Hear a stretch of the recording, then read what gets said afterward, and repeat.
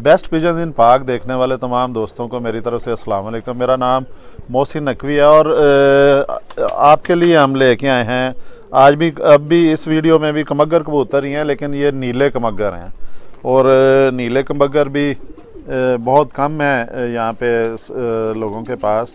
तो ये उस्ताद, मैं अब जो बता दूं कि ये उस्ताद आसिफ बोला के घर हम मौजूद हैं और ये उन्हीं के पास ये ब्रीड है और बड़ी अच्छी हालत में ब्रीड है। नीले कमगर हैं ये, स्लेटी बच्चे भी निकालते हैं ये, और खाकी भी कहा जाता है उन्हें, स्लेटी भी कहा जाता है, वो भी बच्चे निकालते हैं। और ये नीले जो हैं, ये देखें जी, इसका सबसे पहले इसकी आँख का शौक़ करवाते हैं जी आपको कि नीले कमगरों की आँख का शौक़। और इतनी इनके इसमें मुलायमियत है कि ये मैंने उंगलियां इसकी पकड़ी हैं, उंगलियों में दबा के, ताकि ये निकल ना जाए। स्लिप होने का ख़तरा है जी कि ये कहीं हाथ से ना निकल जाए।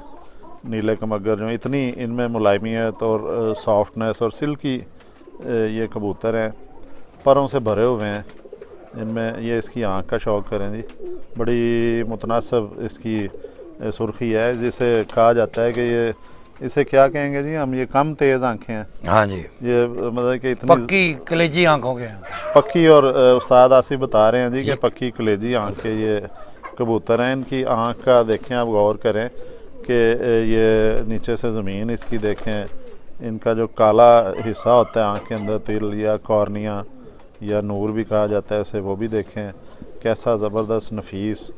फिर इसकी पलकें देखें, फिर इसकी ये चोंच देखें, और पलकों में इसके ये देखें कि ज़्यादा वो जो है पलकों के नीचे जो झिल्ली होती है उसका इस्तेमाल ये ज़्यादा कर रहा है कबूतर। ये इसका सामने से भी देखें जी, ये इसका कलर देखें सारा, ये नीला, प्योर नीला कबूतर इसे कहा जाएगा। इसकी आपको मैं उंगलियां ज़रा पकड़ लूँ पाँव की, इसका पर भी दिखाएं जी, ये देखें जी, इसका ज़बरदस्त है। ये पर भी देखें, ये देखें इसके कैसी ज़बरदस्त परों में इसके ये कपाहट जो है, ये भी कहा जाता है कि जो अच्छे परवाज़ी कबूतर होते हैं उनमें ये आती है।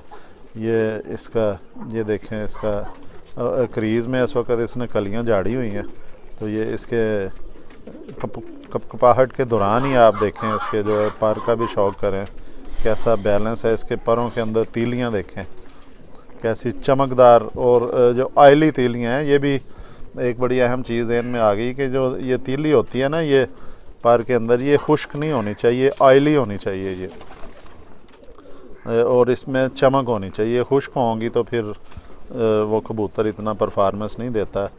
ये है इसकी दुम दिखाएं जी, ये परों से भरी हुई दुम है जी बाकायदा।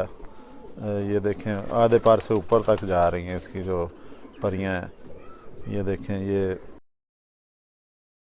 तो ये नीले कमगर जो हम आपको उस्ताद आसिफ बोला, लाहौर से इनका ताल्लुक़ है, उनके घर में आपको नीले जो हैं कमगर उनका शौक़ करवाया, और साथ साथ मेरा भी शौक़ हो रहा है, और मैं साथ साथ कोशिश कर रहा हूँ कि दोस्त जो हैं कबूतर परवर उनको भी अच्छी से अच्छी जो वैरायटी दिखाएं। और ये मैं अपनी पिछली वीडियो में बता चुका हूँ कि क्योंकि हमारा चैनल अभी बिल्कुल नया है, जो बेस्ट पिजन्स इन पाक, अभी इतने ज़्यादा लोग हमें नहीं जानते हैं जो जिनके पास अच्छी ब्रीड्स हैं। तो मेरी कोशिश होती है कि अच्छी ब्रीड का शौक़ करवाया जाए, अच्छे परिंदों का, अच्छे कबूतरों का। तो फिर मुझे जो मेरे हल्का अहबाब में आसिफ साहब हैं और दोस्त हैं, उन्हें मैंने कहा है, तो जब जो भी अच्छे जिनके पास परिंदे हमें दावत देंगे, हम यकीनन वहाँ पे जाके वीडियोस भी बनाएंगे, ख़ुद भी शौक़ करेंगे और आप दोस्तों को भी करवाएंगे, तो वो भी इंशाल्लाह ताला जो है हो जाएगा। लेकिन पहले हम दिखाएंगे आसिफ बोला साहब के पास अभी और भी बहुत सी ब्रीड हैं, क्योंकि इनका ये कहना है कि आप इधर बैठे रहें, आप थक जाएंगे, लेकिन जो यहाँ पे जो मुख्तलिफ़ नस्लें हैं उनका सिलसिला ख़त्म नहीं होगा। इस तादाद में इनके पास जो हैं वो कबूतरों की ब्रीड्स हैं। नीले जो आपको दिखाए, और इस वीडियो के दौरान उस्ताद आसिफ साहब जो हैं वो थोड़े से उन्होंने आज दो चार चीज़ें भी बताई हैं, टिप्स भी बताई हैं जोड़ा लगाने के हवाले से, ये भी उन्होंने बताई हैं चीज़ें। अच्छा जी, और पर का भी उन्होंने बताया जी कि कौन सा पर परवाज़ करने वाला है, कौन सा ज़्यादा परवाज़ करता है, कौन से पर की वजह से जो है वो बच्चों की वापसी ज़्यादा होती है। बड़ी कीमती मालूमात जो हैं उन्होंने हमें दी हैं। तो आसिफ साहब, जो कुछ और भी बताएं कि जो कबूतर अभी एक बड़ी जब ये वीडियो शुरू करने से पहले बात हो रही थी कि कबूतर जो पहचानने का बड़ा मसला होता है, आम जो नए कबूतर परवर हैं उन्हें, अब आपने वो बात कर दी, मेरे जहन में है कि अगर ये कबूतरों के पर खींचे हों फिर किस तरह कबूतर पहचाने जी, ये कोई थोड़ा सा यही तो बात है।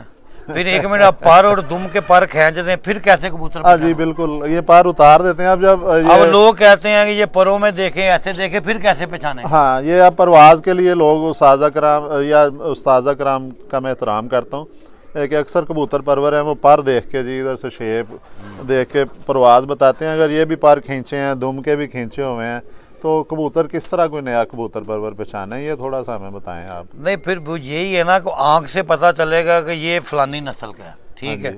बाकी उसकी हड्डी जोड़ अगर अच्छा है तो यकीनन वो उसके पर भी अच्छे होंगे, उसकी दुम भी अच्छी आएगी।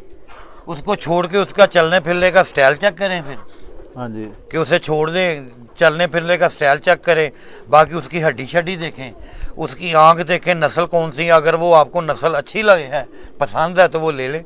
अच्छा, इंशाल्लाह वो अच्छा आएगा। अभी आपने कैमरा बंद था तब आपने बताया कि आपकी उस्ताद मियाँ नज़ीर मरहूम से बहुत ज़्यादा मुलाकातें रही हैं। हाँ आप एक दफ़ा तो आप बता रहे हैं कि 3 माह तक मुसलसल रोज़ाना, हाँ। और वो आपसे खुद कहते थे कि आसिफ कुछ सीख ले। हाँ जी। तो आपको उन्होंने क्या क्या सिखाया वो थोड़ा सा हमें नहीं, वो ये कहते थे कि जब भी किसी कबूतर में क्रॉस डालो तो मादी का क्रॉस डालो, नर का ना डालो। अच्छा, मादी का क्रॉस अगर आपने कह रहे ना, अब देखे ना, अल्लाह उन्हें लाखों करोड़ों दफ़ा जन्नत नसीब करे। उनका खुद का इंटरव्यू, वो खुद कह रहे हैं कि मेरे गोल्डन में टैडी पर भी है। जब टैडी उनके पास थे वो भी लंबी दुम्बों के, गोल्डन तो उनके बैठते ही नहीं थे। उन्होंने क्रॉस किया, गोल्डन मेंटेन, उन्होंने मेकिंग की है। नहीं ये तो वो तो ऐसे ही हर बंदा मैं कह रहा हूँ उनका सारी जिंदगी मियां नज़ीर जैसा कबूतरबाज दुनिया में नहीं पैदा, एहसान है जी उनका, पैदा ही नहीं हो सकता। हाँ जी, ये तो कंफर्म बात। वो कहते थे बेटा, एक अगर आपके पास नर अच्छा ना, उसके साथ 10 मादियों के बच्चे लो, जो अच्छी हैं सारों के बच्चे लो, चाहे किसी नस्ल की है। ठीक, अगर एक मादी अच्छी है, बाकी जितने नर अच्छे हैं बहुत सुपीरियर, उसके सब सारे मादियों के नरों के बच्चे लो।